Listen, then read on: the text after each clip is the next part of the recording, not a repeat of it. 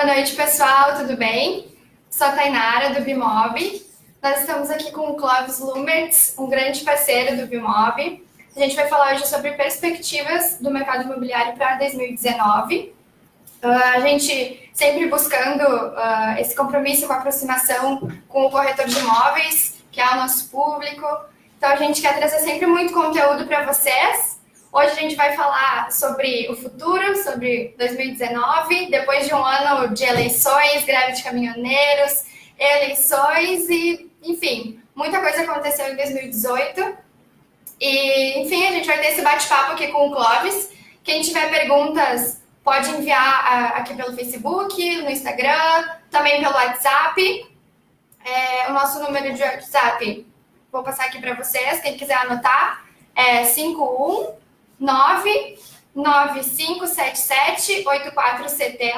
Então, quem tiver perguntas também pode enviar por lá. Então, Clóvis, muito obrigada pela tua presença aqui, participando desse webinar, o último webinar de 2018, depois de vários conteúdos muito interessantes que trouxemos ao longo aí desses últimos meses. Então, o Clóvis, que foi palestrante do Conecta Imob 2018, falando sobre parcerias, tendências, e agora a gente vai, enfim, separamos algumas perguntas para ele e queremos conversar com vocês, enfim, saber o que vocês, né, as dúvidas de vocês para 2019. Então, Clóvis, mais uma vez, obrigada. Eu é que agradeço a oportunidade aí promovida pelo Bimob para a gente bater esse papo, conversar. E lembro que se alguma das questões a gente não conseguir responder agora, fica aí os contatos à disposição de vocês e a gente pode no futuro trocar mais ideias ainda e discutir e tentar, de uma certa maneira, buscar resultados para este ano que está começando, né, Thay? Exatamente. Então, tá. Então, Clóvis, eu gostaria de iniciar a pergunta, a entrevista, o bate-papo, contigo falando um pouquinho sobre a Alcon. Enfim, tu pode falar a tua vivência. Perfeito. Isso aí. A nossa empresa de consultoria Alcon, ela já soma 32 para 33 anos de atuação no mercado e a gente hoje está estruturado basicamente em 3 grandes áreas de especialidade. A área de planejamento estratégico, que envolve a definição de estratégias para o futuro, para as companhias, de vários segmentos, tamanhos e portes. A área de gestão mercadológica, na qual a gente desenha modelos de execução comercial para ajudar as empresas a irem ao mercado e conquistar mais mercados, conquistar market share, conquistar clientes, ir ao mercado de uma forma de buscar as oportunidades, que são muitas no mercado.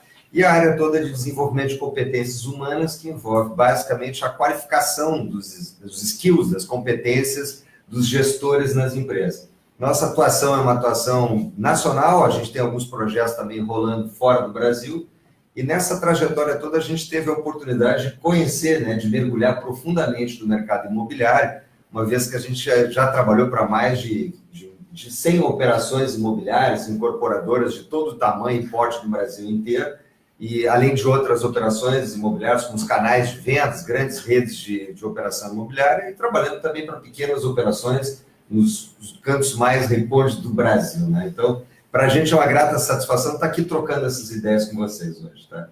Legal, Clóvis. Então, enfim, com tanta expertise aí no mercado e, enfim, principalmente na área de planejamento estratégico, né? Muitas empresas devem estar te procurando justamente, né, para falar de futuro, enfim, depois de um ano tão tumultuado como foi 2018. Gostaria de saber, como você definiria o mercado de 2019 de uma forma geral? Tem alguma diretriz geral que pode ser percebida como certa? Eu acho que sim. Esse momento é um momento muito importante na vida de todas as empresas, né? Independente de ser uma grande operação, uma operação pequena, até acho que mesmo para o profissional, que é um profissional liberal, autônomo, como um corretor de imóveis, né?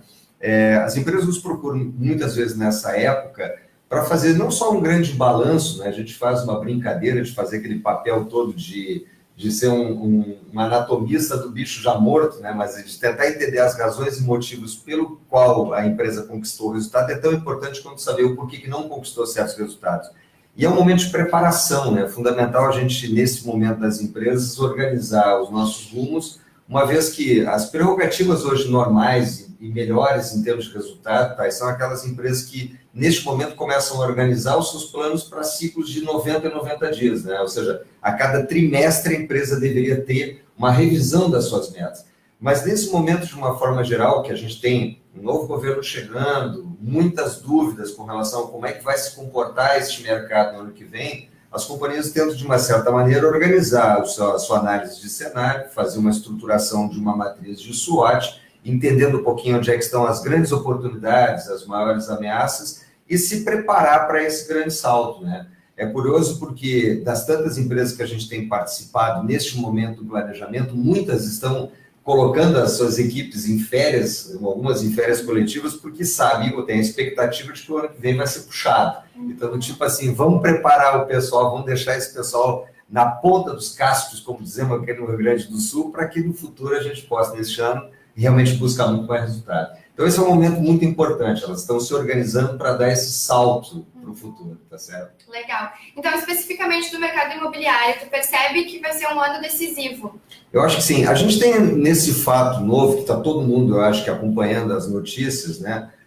O grande evento do ano é realmente a gente entender como é que vai funcionar essa nova máquina governamental. A gente já conseguiu ter alguns tons, algumas nuances desse mercado daqui para frente com o Bolsonaro, a partir do que a gente está vendo nesse momento de transição, né? As fichas desse presidente que assume, hoje saíram dados de uma popularidade da ordem de 70%, são fichas muito importantes. Ele tem grandes grupos dentro da Câmara dos Deputados, no Senado, e que aparentemente estão alinhadas com as expectativas de transformações e de mudanças profundas. A gente, hoje, conversando com muitos analistas, com muita gente em Brasília, em São Paulo e em outros grandes centros, percebe-se uma expectativa, uma leitura geral de que a gente vai ter um Bolsonaro, um governo, de uma maneira geral, estruturado para fazer essa posse, esse cacife, não fatiando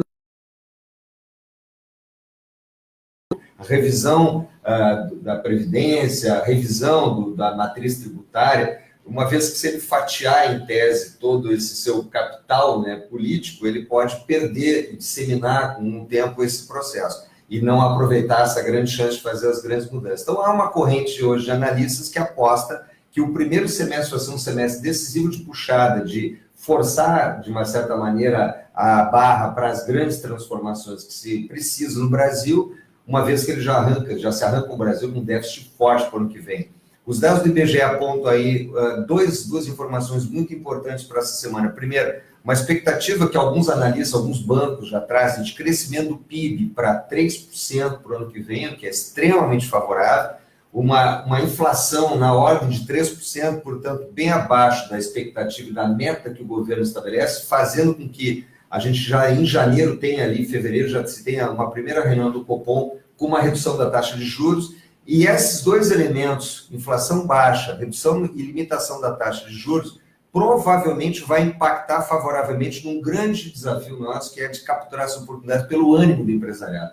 Então, as empresas vão começar a investir, empregar, e isso fecha um circuito muito importante no mercado imobiliário. Inflação sob controle, tendência de juro mais baixo, a expectativa de bancos liberando crédito, e as pessoas com emprego e disposição ao consumo fazem um desengavetamento dos seus projetos de vida. Empresas desengavetam projetos de crescimento, as pessoas engavetam os projetos de vida. Então, eu acho que é um momento, assim, a gente tem, todas as leituras são leituras bastante favoráveis para isso. Espero que a gente realmente consiga perceber esses movimentos já no primeiro semestre do ano que vem, né? Legal, então tua visão para 2019 é bem positiva. Eu acho que sim, eu acho que a gente tem que ter essa convicção, essa confiança de que, não evidentemente apostando todas as fichas no governo, né, uma vez que a gente tem uma grande parte de responsabilidade e de comprometimento com um sofrimento gigante do mercado, com essas instabilidades que você muito bem citou, né, de greve de caminhoneiros, de eleições, Copa do Mundo. Tem muitas empresas que passaram a margem dessa situação toda e acreditaram e fizeram o seu papel, né? A gente hoje lá na consultoria atua muito forte com muitas empresas no segmento do agronegócio, e o agronegócio meio que olhou para o governo e disse assim, vamos fazer o nosso trabalho, vamos trabalhar a produtividade no campo, vamos resolver as equações todas do nosso processo e vamos fazer o nosso trabalho, o nosso papel da melhor maneira. E muitas empresas, de uma forma geral, também fizeram isso, começaram a estruturar suas equipes, começaram a se preparar. Mas acho que tem um ponto importante, tá, nessa arrancada agora, que é um ponto de atenção, de alerta, acho, para as empresas. Notoriamente, a expectativa de crescimento faz com que todo mundo queira com mais vontade no mercado. E o ambiente competitivo, a chamada agressividade comercial, ela tende a ser um pouco maior nesse momento. Então, quem realmente arrancar na frente, tiver com seus diferenciais competitivos claros, vai capturar mais cedo esses mercados, né? Então, a limitação hoje que as empresas têm na sua capacidade de investimento, decorrente de tantos anos de paralisia, fez com que essas estruturas fossem hoje limitadas. Então, vai se abrir muitas vezes oportunidades e flancos para que concorrentes entrem em mercados e meus clientes, enfim. Então, é muito importante as empresas, nesse momento, terem a crença, a realmente apostarem nesse futuro e fazerem uma aposta pelo crescimento, pela competência, pela profissionalização dos processos internos. Então, eu acho que a gente vai ver um ciclo aí realmente bastante positivo. Há uma expectativa no meio empresarial, de uma maneira geral, de que a gente vai ter um bom ano. E não poderia ser diferente o impacto disso no mercado imobiliário. Eu acho que a gente teve um represamento. Hoje já se fala em alguma coisa na casa de 7 milhões de lares a serem construídos. É um déficit habitacional gigante que nós temos no Brasil. Então, como lá atrás a gente já viu, né, no momento que as pessoas têm crédito, no momento que as pessoas têm emprego e renda, há uma tendência das pessoas, então, portanto, buscar a sua casa própria, né? Então, eu acho que nós, sim, podemos buscar um bom ano. Acho que sim, acho que é uma crença positiva. Estamos bem otimistas. Bom, então a gente sabe que o fator de diferenciação no mercado sempre foi um dos mais importantes determinantes de sucesso. Principalmente nesse cenário de retomada, o que faz um corretor ou uma imobiliária se tornarem diferenciados? Falando aí bem especificamente para o nosso público. Perfeito. Você sabe que tem um livro que eu li um tempo atrás de uma corretora americana chamada Barbara. Acho que o título do livro, ela é uma grande corretora hoje em Nova York, ela opera muito forte em Nova York, ela é um ícone no mercado imobiliário americano. A Bárbara, ela escreve, o título do livro é Se Você Não Tem Bunda, Use Laços no Cabelo. Tá certo? É uma chamada curiosa para o título de um livro, mas que sugere exatamente isso.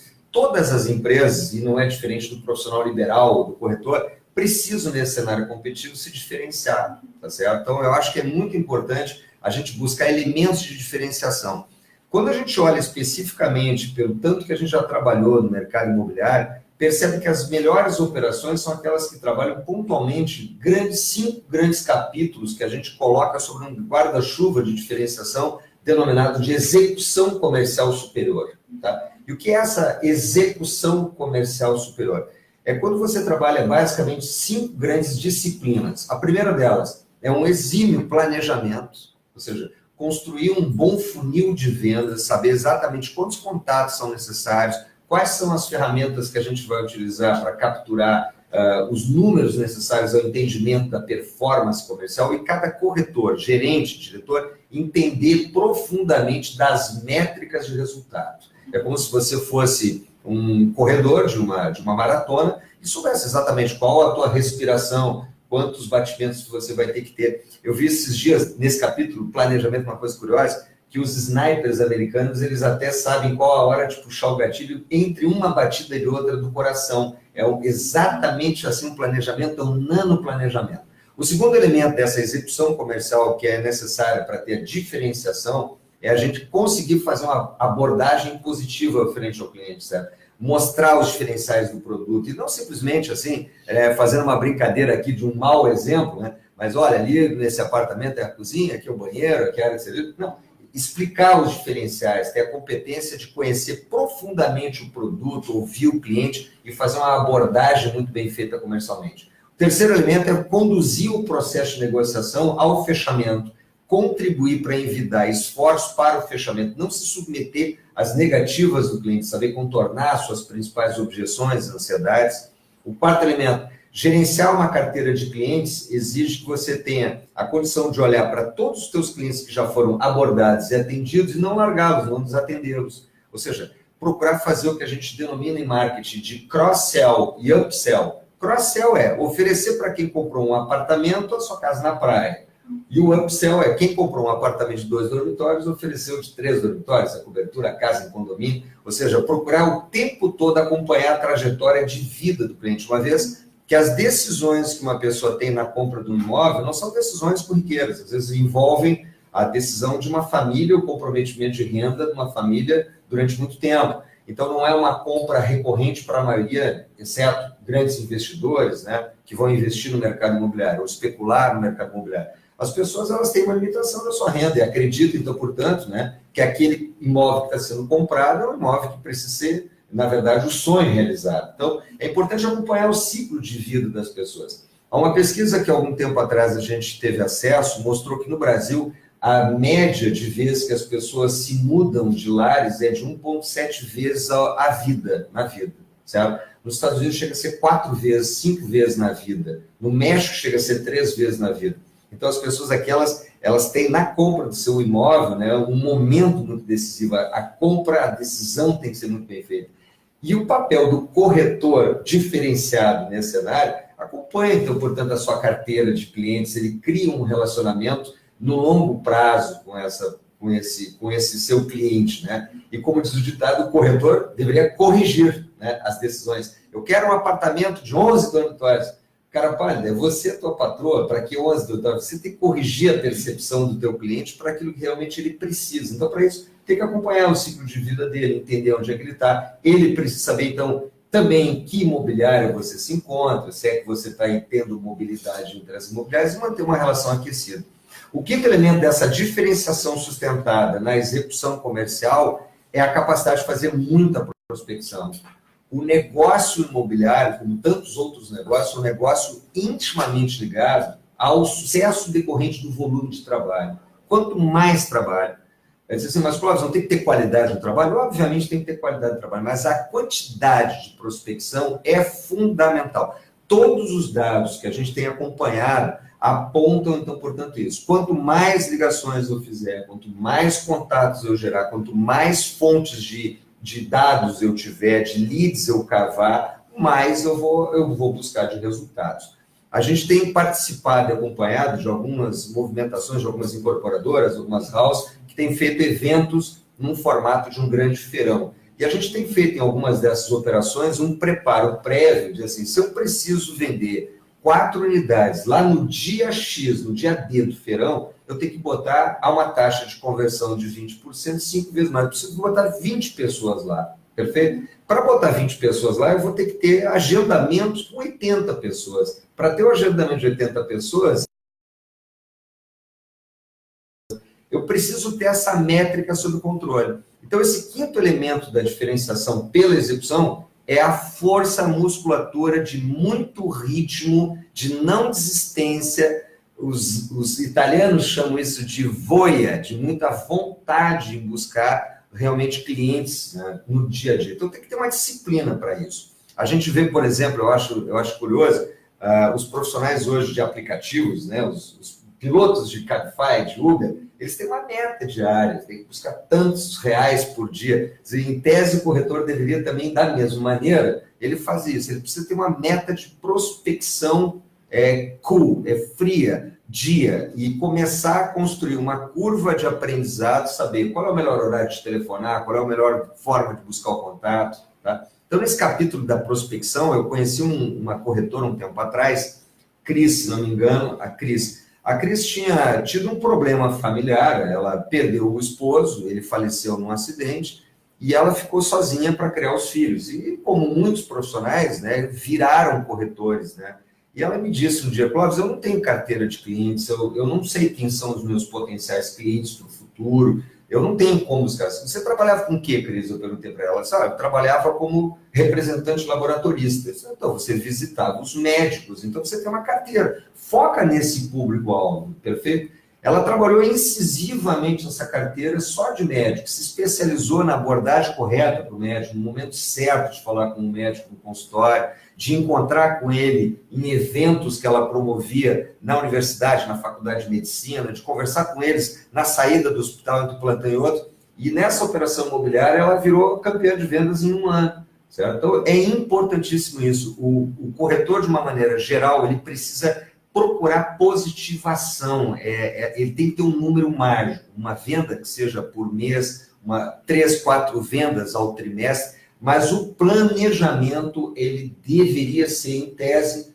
trimestral, revisões diárias, semanais, quinzenais e mensais. Porque se você fizer um primeiro mau minuto na arrancada desse teu trimestre, consequentemente vai afetar lá na frente o teu resultado. Tá? Então, o fator do laço no cabelo para quem não tem bunda é uma alternativa pela execução.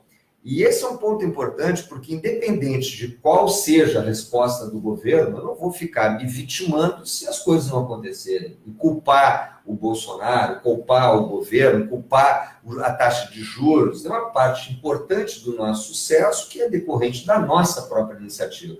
Então, esses 5 elementos, um bom planejamento, uma abordagem forte, com consistência e domínio do produto, ouvindo atentamente as demandas do cliente, a capacidade de contornar as objeções, mitigar no cliente a sociedade, fazer uma boa gestão acompanhando a vida do cliente e fazendo o cross-sell e o upsell, e um plano de prospecção robusto, esses 5 elementos te diferenciam no mercado, fazem você ter essa diferenciação. E quem tem diferenciação sempre vai ter muito mais condições competitivas, independente do cenário. Se o cenário te ajudar e for favorável, você vai capturar mais essas oportunidades.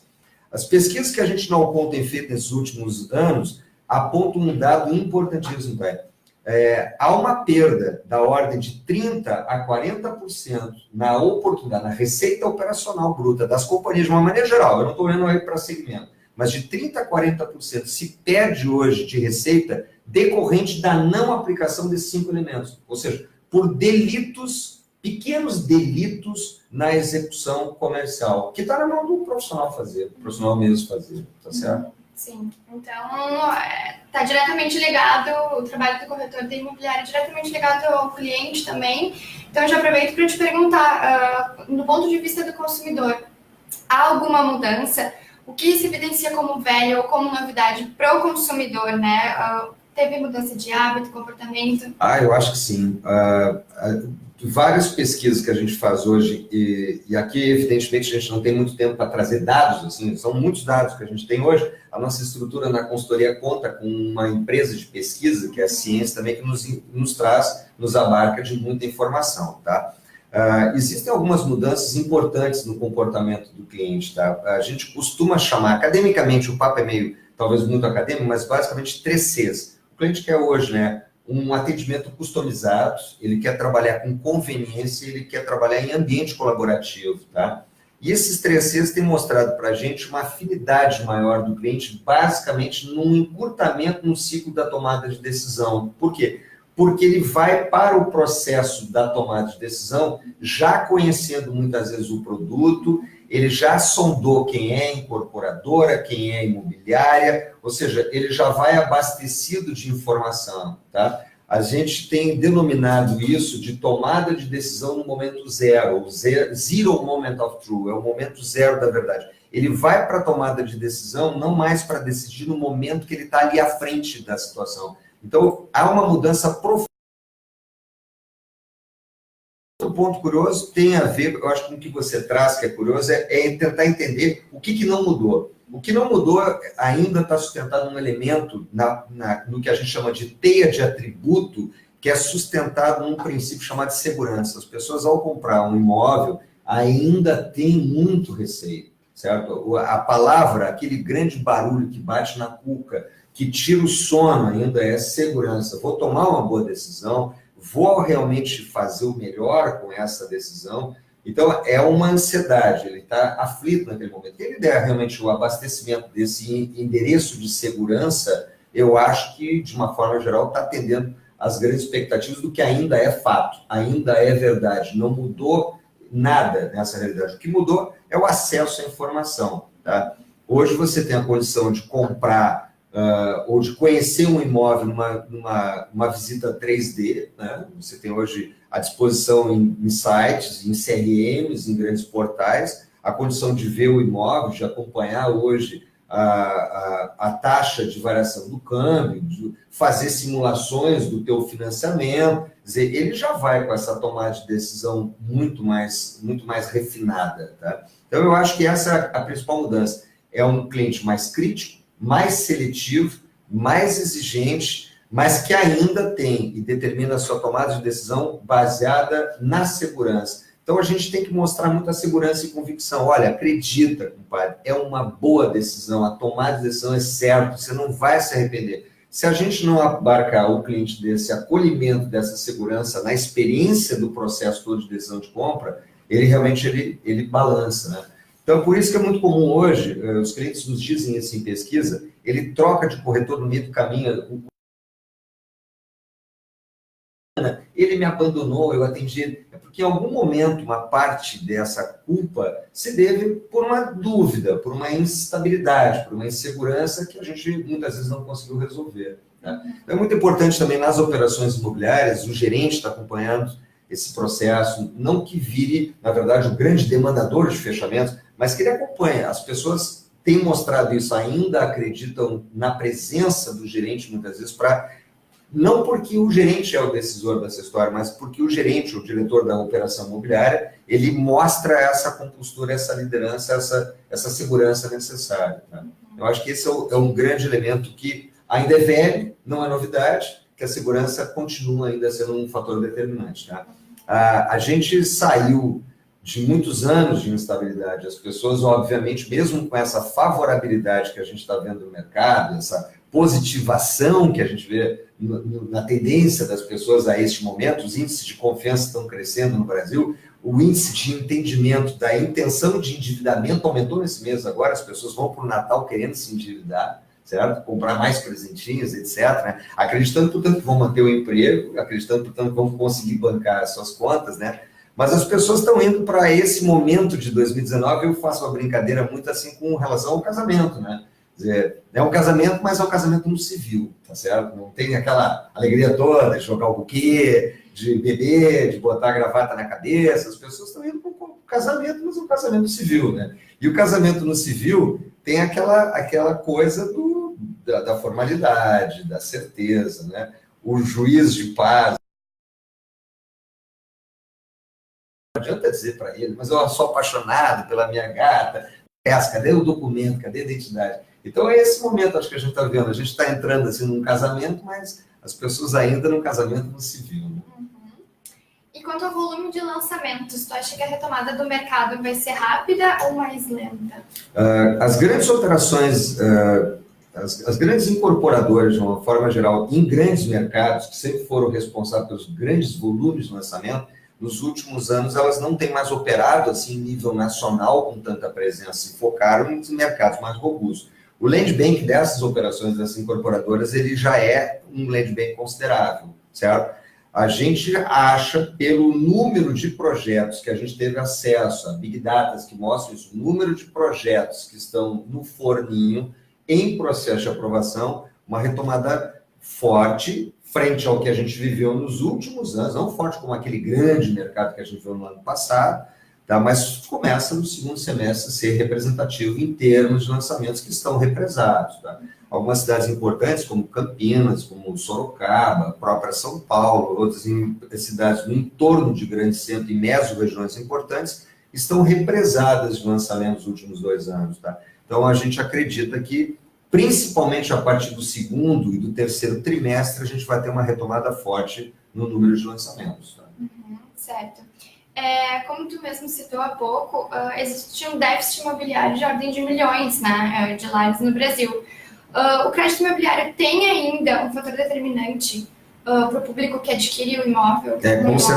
Com certeza. Hoje as modalidades de crédito, leia-se o financiamento direto ao ente financeiro, ou financiamento direto com as incorporadoras, ele ainda é determinante. As pessoas, elas não têm grande parte da vida poupança para fazer essa aquisição de forma imediata, né? O crédito imobiliário ainda passa a ser um fator determinante. Algumas operações imobiliárias já começaram a fazer um movimento que a gente acha bem curioso, bem interessante, algumas pesquisas até apontam isso como sendo um bom caminho, que é de começar o ciclo do processo de tomar decisão pela simulação do financiamento, certo? Então, perceba da seguinte maneira, se eu fizer um potencial cliente meu, fazer uma simulação financeira, ou demonstrar a viabilidade de crédito, renda e de capacidade de pagamento, obviamente que essa pessoa, sabendo que tem um crédito à sua disposição viável, à sua condição de construção de renda, ele vai, evidentemente, se empolgar um pouco mais, né? Então, o crédito passa a ser, sim, ainda o primeiro ponto, eu acho que para esse processo de retomada, né? As pessoas vão começar a ver essa simulação de uma forma um pouco mais intensa. Então, eu acho que é uma boa sacada, inteligente as operações imobiliárias, começar a simular. Vamos fazer uma simulação, sem compromisso. Olha só como você pode compor a tua renda, tá? Mesmo uma outra modalidade de crédito que tem acontecido bastante, é bem notório o crescimento, são as cartas de crédito de consórcio imobiliário contempladas. Em várias cidades já existem uma espécie de mercado dessas cartas de crédito contemplado. Então, é uma outra modalidade distinta da modalidade convencional do SFN, do Sistema Financeiro Nacional, mas que começa a mostrar a capacidade das pessoas de querer imediatamente, né? Porque o consórcio imobiliário, a tese, o racional é sensacional, você vai pagando, no momento que tem uma contemplação, você tem o dinheiro disponível. Né? A poupança é sensacional, você vai economizando os seus recursos, vai aplicando os recursos em qualquer aplicação financeira, no momento que você tem uma quantia, compraria esse teu imóvel. Então, a carta contemplada, olha que coisa curiosa, ela mostra a aflição das pessoas querem comprar rápido, né? O brasileiro quer o imóvel, quer o carro, quer as coisas imediatamente. Então, o crédito ainda passa um fator determinante. Com a redução da taxa de juros e a possibilidade das pessoas manterem os seus empregos, os bancos têm uma tendência a terem mais favorabilidade à liberação, que represários estavam nos últimos anos. Então, o crédito, com certeza, ainda é um fator determinante. Juro, a liberação de crédito, isso é importante. Certo. Então, como um corretor ou um gerente deste segmento de lançamentos, enfim, grandes incorporadoras, podem se planejar no meio de um ambiente de tantas incertezas? Essa é uma questão que você está trazendo que eu acho que é importantíssimo. As empresas muitas vezes dizem assim, Clóvis, olha, a gente tem um ambiente de tanta mudança, são tantas variáveis, o que adianta eu fazer planejamento se tudo vai mudar depois, tá? Planejamento, tá, não é necessariamente a tua demanda, a tua necessidade, a tua crença de querer acertar o futuro, que é incerto, mas o planejamento é um elemento fundamental para que a gente tenha resposta rápida aos eventos que acontecem, certo? Planejamento não serve para antecipar necessariamente ou tentar só simplesmente evitar os danos e riscos. Claro que ele serve para identificar os potenciais riscos e mitigar esse risco, mas fundamentalmente garantir resposta rápida às mudanças, tá certo? Então, o planejamento ele passa a ser um elemento fundamental para garantir celeridade e adequação, muitas vezes. Então, quanto mais mudanças houver no ambiente, mais planejamento e mais curto prazo de revisão você tem que ter nesse planejamento, tá certo? Perfeitamente. Então, há pouco tu falou, né, de execução comercial, enfim. A gente pode concluir, então, que conjugar planejamento e execução são caminhos para seguir melhor no mercado, para surfar melhor na onda. Sem dúvida. Eu acho que você fez um bom resumo. Se tiver um bom planejamento e o escopo de um bom modelo de execução, vai se capturar mais rapidamente essas oportunidades, vai se beber essa água mais limpa do mercado, vai se estar à frente da concorrência, com certeza. A soma dos elementos de planejamento bem feito com a execução comercial bem feita são os diferenciais, tanto para uma operação imobiliária, pequena, média ou grande, como para o próprio corretor. Certo? Todos aqueles que têm esses elementos se diferenciam e capturam as oportunidades do mercado. Certo. Algumas incorporadoras, principalmente as mais estruturadas, estão sempre procurando reforçar as estruturas das houses, né? Tu tem visto esse movimento? Tem. Qual a tua visão? É curioso. Neste ano, especificamente, a gente atuou junto a umas 8 operações de constituindo, revisando, remodelando a estrutura de 8 houses, tá? Basicamente no mercado de São Paulo, Rio de Janeiro e em Santa Catarina, inclusive, com médias incorporadoras comparadas com as grandes operações do mundo, tá? As houses hoje elas são uma resposta, eu penso que as incorporadoras estão buscando fazer a sua força e musculatura acontecer, obviamente prevendo um lançamento para frente. porque eu não sustento uma operação de uma house com pouco nível de lançamentos, né? O corretor fica, em tese, parado na minha house se eu não tiver lançamentos. Então, ou remanescentes, né, pós-lançamento. Então, as houses trabalhando com força e musculatura para reforçar suas equipes, qualificando suas equipes, desenhando seus ideais modelos de abordagem de execução, trabalhando a formação de lideranças com gerentes robustos, fortes para as competências gerenciais, não apenas comerciais. Isso tem mostrado, então, portanto, um crescimento na profissionalização das incorporadoras, né? Que querem também participar desse processo competitivo com um agente seu nessa história. Não com privilégio, eu não tenho visto muitos privilégios às houses, às suas próprias equipes, mas fundamentalmente com a preocupação de que eu não vou ficar sozinho ou apostar sozinho nas operações imobiliárias, nos corretores avulsos do mercado, que são a grande parte. Elas querem ter um certo domínio sobre o seu processo comercial, enxergar o seu processo comercial e dar um caráter um pouco mais industrial ao processo comercial. Tá? Claro, perfeitamente. Só lembrando, pessoal, se alguém tiver alguma dúvida, pode colocar aí nos comentários ou mandar pelo WhatsApp. A gente vai continuar aqui com as perguntinhas que separamos, tá? Mas fiquem à vontade para perguntar mais. Enfim, agora falando de plataformas de negócio. De uma forma geral, tu acredita que essas plataformas vão substituir o corretor de imóveis, né, no futuro? Tu acha que vão substituir ou podem ser aliados dos corretores de imóveis? Pessoal, é o seguinte, eu acho que a questão das plataformas, de uma maneira geral, eu recomendo um livro, tem um livro no mercado chamado Plataformas, uma forma diferente de fazer o planejamento, uma coisa desse tipo. Se alguém depois, eu até posso achar melhor esse livro aí para dar o título correto, mas o título é Plataformas, tá? O mundo inteiro está se movimentando para o conceito de plataforma solucionando a vida das pessoas. O homem mais rico do mundo hoje chama-se Jeff Bezos. Esse cara é o dono da Amazon, perfeito? A Amazon está revolucionando, né? Está revolucionando o modelo de varejo americano. E ele está prometendo vender e entregar tudo nos Estados Unidos a partir de 2 horas, a partir de 2025. Você faz um pedido pela plataforma, por um canal de marketplace ou por um canal virtual, e ele vai, de uma certa maneira, entregar esse produto em 2 horas com CDs, com micro CDs, etc, etc, etc. As plataformas, elas vêm para ficar. Elas serão um novo canal complementar ao canal convencional das operações imobiliárias. Eu não acredito no futuro, eu não acredito que o corretor vai desaparecer. Ele sempre vai ser um ente importante. Tem muita gente que diz, não, vai sumir o corretor. Vai sumir o mau corretor, o mau advogado, o mau motorista, vai sumir aquelas pessoas que não tiverem uma mudança na sua forma de atuar, de trabalhar. Eu acho que se as plataformas forem entendidas pelos corretores como um meio de se abastecer de informação, de ter acesso mais rápido a um algoritmo que traga o melhor imóvel para o seu cliente, o melhor cliente para um determinado imóvel, sempre as plataformas vão ser substitutivas do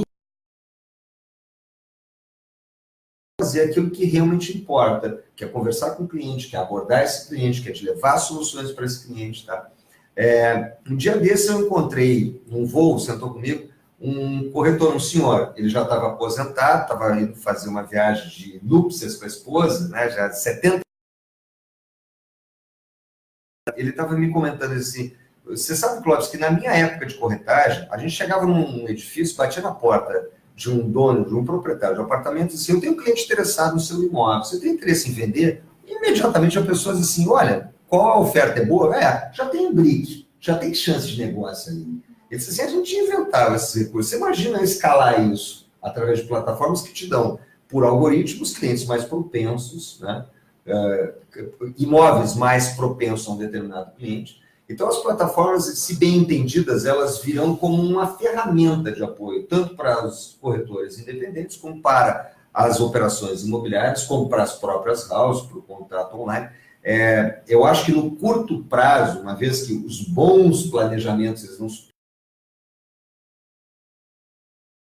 do médio prazo, vai ainda depender fundamentalmente dessa interação pessoal. Eu não sei como fica isso daqui para frente, né, com banda 6G, com televisão 16K, aí as coisas vão mudar substancialmente. Mas nesse interregno de evolução, a figura do corretor demandada de plataformas, de CRMs, de portais e sustentada com aplicativos, sustenta o modelo.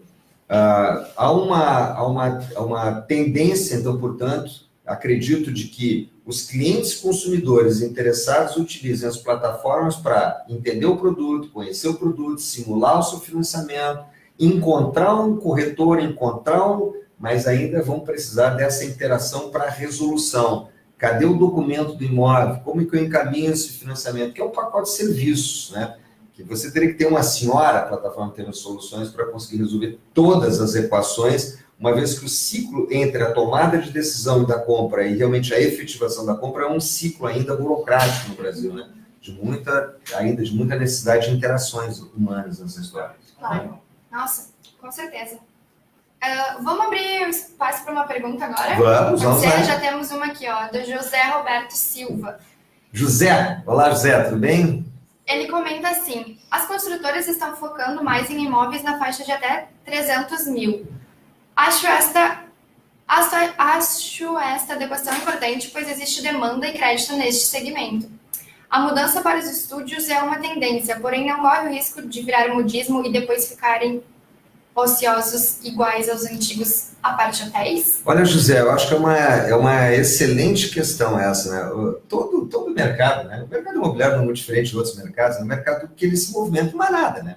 Você lança um modelo de estúdio, daqui a pouquinho está todo mundo fazendo estúdio, né? Daqui a pouquinho sobe estúdio, e aí, né, como a gente já viu em outros mercados, mas ele tem uma tendência de ajuste, o mercado vai se ajustando. Eu acho que essa faixa que você está citando aí, de imóveis na casa de 300 mil reais, com qualidade, porque tem incorporadores hoje que entregam excelente qualidade, mesmo na minha casa, na minha vida, certo? São imóveis de menor valor, com um financiamento mais favorável, encaixado na capacidade de renda das pessoas, né? Eu acho que essa faixa é a faixa hoje que a gente mais tem visto velocidade de vendas, tá certo? Velocidade de vendas. Incrivelmente se falou que o Brasil ficou estagnado esse tempo todo, né? E a tal da bolha imobiliária, com 40% de imóveis destratados nos últimos anos, não se deu a decorrência do valor desse imóvel, né? Eles se mantiveram, de uma certa maneira, com pequenas oscilações entre as principais capitais. Hoje, realmente, a gente percebe, né, que o que fez esses distratos todos acontecerem não foi nem o efeito manada de muitos imóveis semelhantes. Isso não tem afetado de uma forma muito grave a questão toda de valor do metro quadrado, né? Ou de alterações fortes no comportamento do metro quadrado. O que tem se visto justamente é isso, né? É que as pessoas sem renda, evidentemente, têm que fazer opções na vida. Agora, essa questão eu acho que é uma questão importante. Há que se ter atenção para que esses modismos não tragam, como se trouxe no passado, o efeito manada, todo mundo fazendo a mesma coisa, do mesmo jeito, tudo igual, e aí os diferenciais competitivos eles vão ficando cada vez mais restritos, né? Perfeito. Fran, que está nos ajudando aqui, tem alguma pergunta? Não, só o Jean Vieira queria interagir com o vídeo em algum momento que o Clóvis citou alguma situação e ele deu boa noite agora, então se quiser perguntar para ele se ele quer perguntar. Jean? Então, Jean, se tiver alguma dúvida aí, pode mandar pra gente. O Clóvis está aqui para responder as dúvidas de vocês. Tá certo? Bom, então, vou fazer mais uma pergunta, Clóvis. Gostaria de saber a tua visão do mercado americano. Se tu tem alguma comparação para fazer com o mercado brasileiro, enfim, teus pontos de vista sobre esse aspecto. O mercado americano, ele basicamente se divide, a gente pode fazer assim, uma grosseira divisão, tá, em dois grandes mercados, tá? O mercado que a gente chama assim de mercado premium, que é o mercado que rola em Boston, em Nova York, em Chicago, e o mercado, de uma forma geral, o mercado comum americano, tá? Os dois mercados, esses dois grandes estilos de mercado, eles funcionam com as suas particularidades, peculiaridades, com uma dinâmica muito distinta. O mercado premium, ele funciona muito sustentado em profissionais boutique, tá? O corretor nesse mercado, ele é um corretor estrela, ele é um cara conhecido de reputação no mercado, ele aparece, ele tem canais no YouTube, ele fala com as personalidades, ele trabalha com o mercado de produtos extremamente exclusivos, de alto valor agregado. O americano gosta muito disso, sabe, de estar próximo de pessoas de sucesso. O mercado convencional americano é um mercado que trabalha no viés da parceria, tá?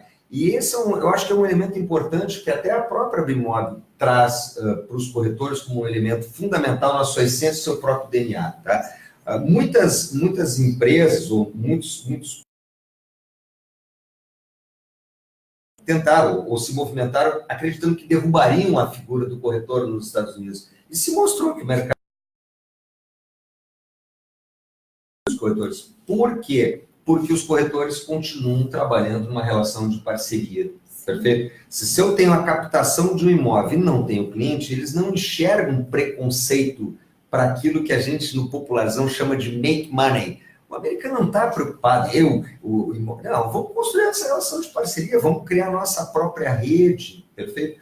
Então, eu acho que essa disposição a fazer negócios e entender que eu sozinho não vou fazer a força que eu somado vou ter, faz com que o mercado americano acredite fundamentalmente no papel das relações de parceria, nesse movimento pelas parcerias fortes. Então, grandes parceiros se juntam, criam grandes oportunidades, capturam grandes oportunidades de negócio e se movimentam de uma forma independente do que aconteceu no mercado americano, que teve aquela grande crise em 2008, está lá, sustentado com um modelo de parcerias. Certo? Então, eu acho que esse é um bom paralelo.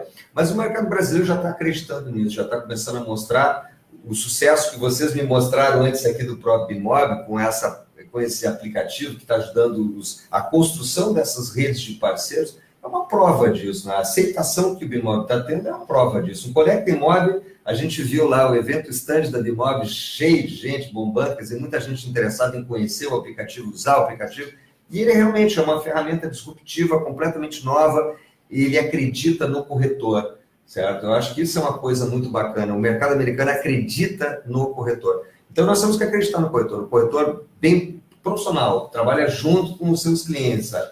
Com aqueles elementos de planejamento que a gente já citou aqui, né? Com certeza. E trabalhando em parceria, sustentado com ferramentas fortes, esse cara vai ter sucesso, vai longe, vai ganhar muito dinheiro, vai fazer make money, vai fazer muita grana nesse ano de 2019.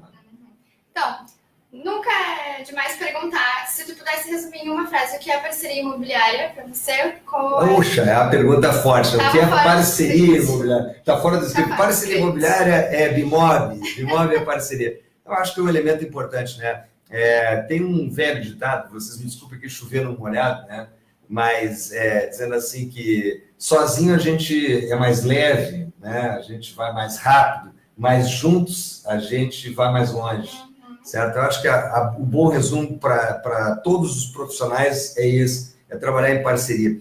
Uma coisa curiosa que a gente vê nas duplas sertanejas, nesse pessoal da música sertaneja, né? Vocês já repararam como esse pessoal se dá bem, né? As duplas não têm grandes competições, eles se chamam para fazer show junto, um escreve música para o outro, e o movimento, de uma forma geral, da música sertaneja tomou conta, substituiu aí, né, grandes correntes de música, etc. Então, esse trabalho em parceria, você nunca vai ver, ou é pouco provável você vai ver lá o Luan Santana falando mal do Chitãozinho e Chororó, esses caras todos estão trabalhando juntos, criando juntos, buscando juntos o mercado, trabalhando para criar uma percepção coletiva e conjunta, desmistificando, inclusive, essa coisa de que o corretor é um bandido, de que o corretor é um malandro. Eu acho que se a gente trabalha junto, mostrando que há uma correlação de forças, né, profissionais, eu acho que com certeza a gente tem muito mais chance de crescer.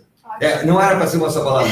Parceria, vamos juntos, vamos mais longe. Isso aí. E para você, o que é parceria imobiliária? Vamos junto, o Bimob está aí para você fazer muitas parcerias. A gente tem mais uma pergunta do Instagram, da Rosângela Fernandes. Ela pergunta: o que o Clóvis acha onde os corretores brasileiros possam ter contratos de gestão entre os compradores? É isso? Onde os corretores brasileiros possam ter contratos de gestão entre os compradores. Eu te confesso que eu não entendi muito bem, Rosângela, aqui a tua questão. Vou ver se eu consigo, se eu não te responder, você pode mandar aqui a pergunta, depois eu melhoro um pouco a interlocução aqui, a gente consegue entender. Mas eu acho que assim, os contratos de gestão entre quem compra e quem vende são contratos que são sustentados hoje numa relação de confiança, né? Então, do ponto de vista meramente contratual, legalista, eu acho que você vai encontrar isso com advogados que possam te ajudar a estabelecer os melhores contratos, fazer realmente, né, uma adequação da relação de oferta de quem compra e quem vende, tá? Eu não sei se era isso que você queria, querida, tá? Mas, Rosângela, se não for isso, manda de novo a pergunta, porque a gente também não entendeu aqui muito a questão, tá? Então tá, gente.